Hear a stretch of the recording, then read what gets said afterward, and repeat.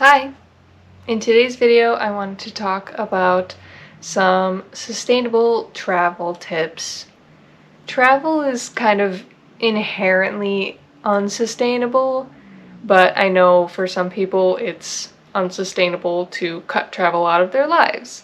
Travel is certainly a privilege oftentimes, so I try and at least take some steps when I do travel to be more sustainable and try and minimize the impact.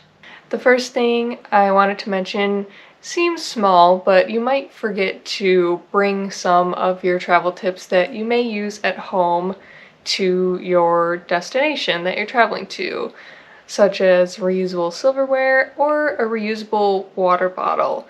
I know water, especially if you're traveling to a country where if you were to drink the tap water you would get sick, a lot of people rely on buying plastic water bottles like multiple times a day, every day that you're there, and plastic water bottles are not good for the earth and are a major source of waste.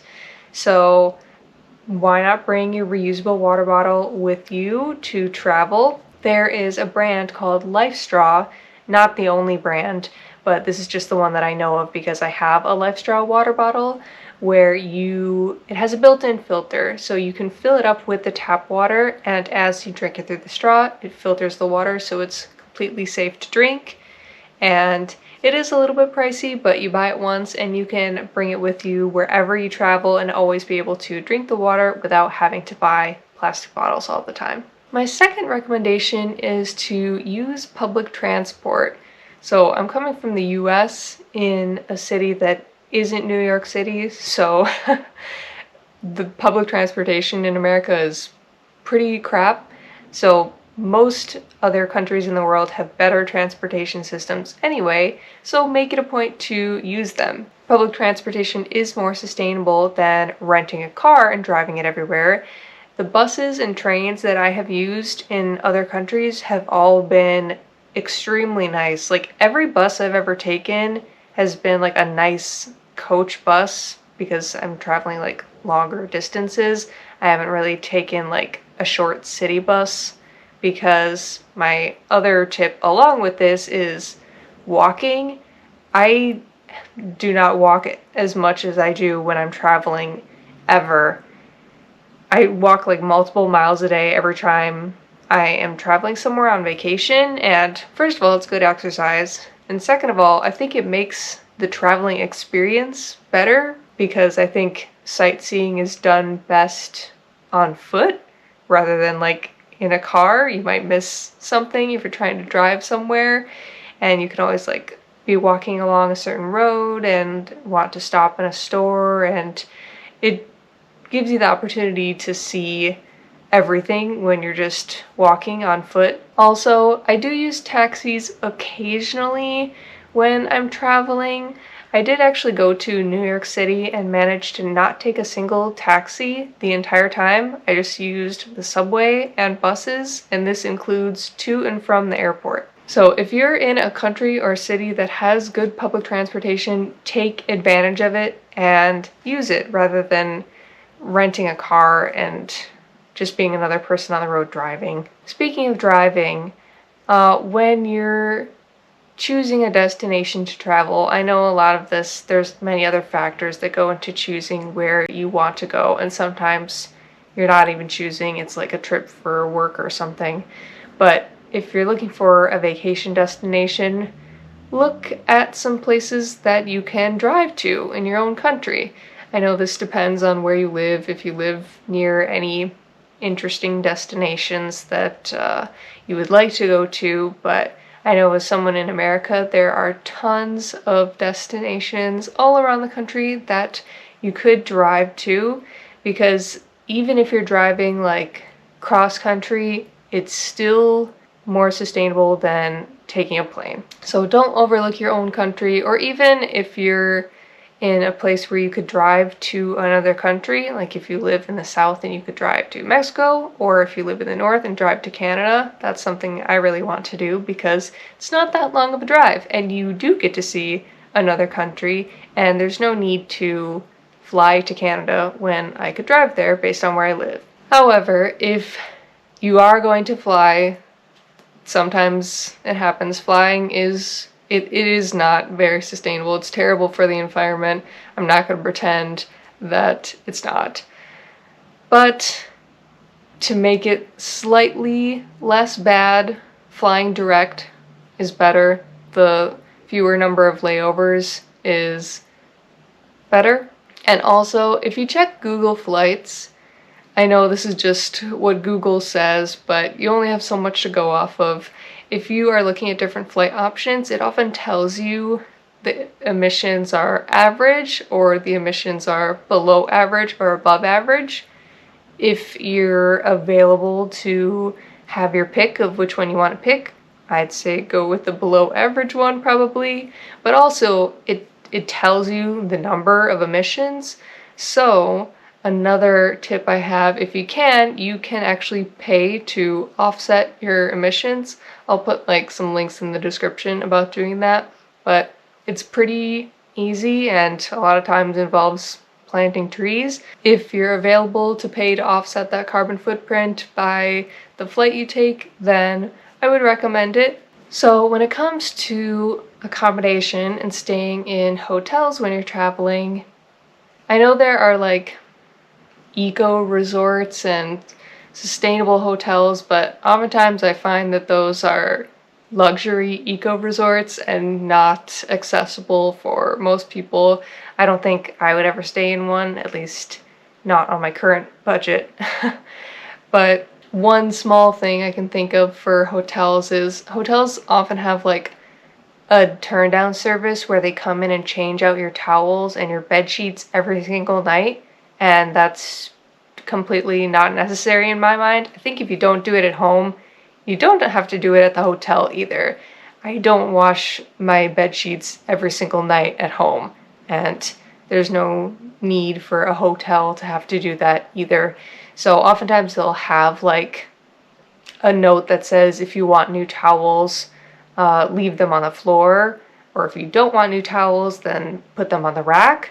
And I always make sure to not have everything washed every night because that's kind of a waste of water and energy. Then when it comes to eating in other countries when you're traveling, I really like going to grocery stores and buying food rather than eating out all the time.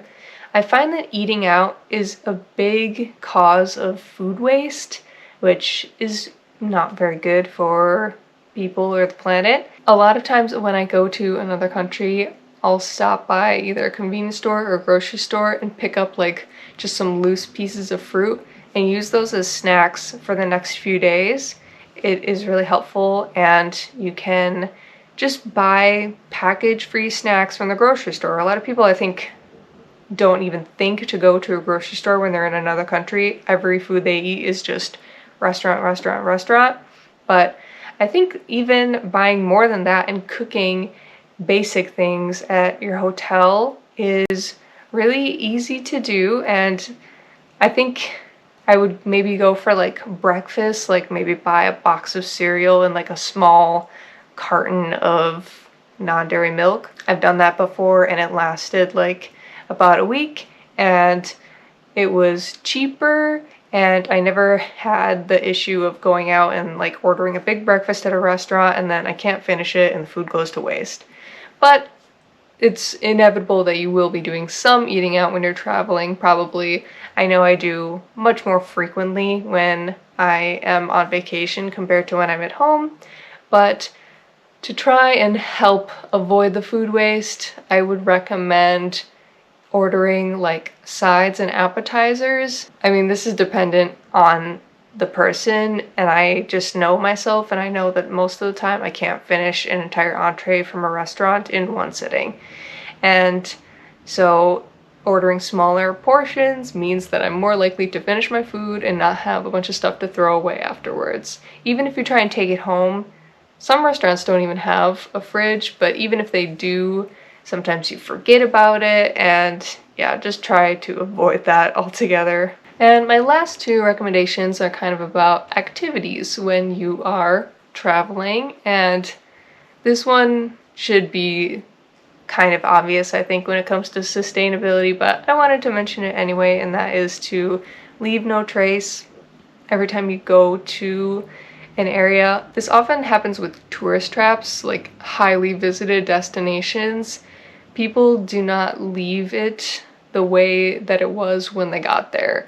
And there's often lots of litter, and that's how things kind of become tourist trappy. They lose their natural wonder and beauty because people come to visit it and they don't leave it in good condition.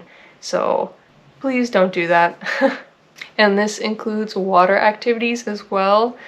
I think it's pretty important if you're going to like any sort of coral reef or like protected nature area that is in the water to use a reef-safe sunscreen.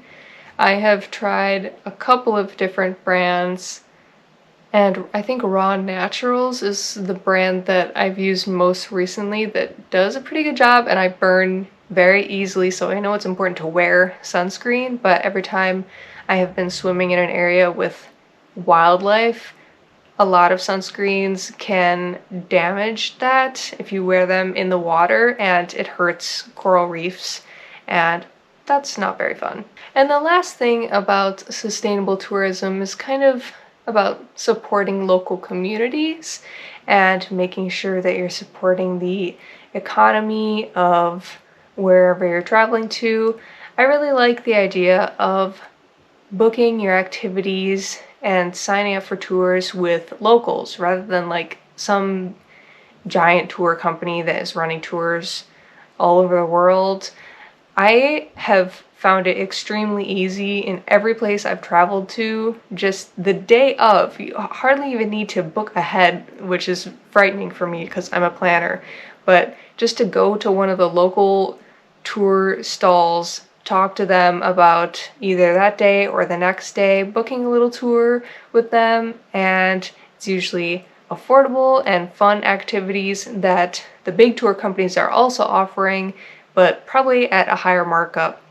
So just supporting like the local community in that way, I think, is a more sustainable way to go about your traveling. And sometimes a more fun way too. It feels less like Americanized or whitewashed. So those are my tips about sustainable traveling.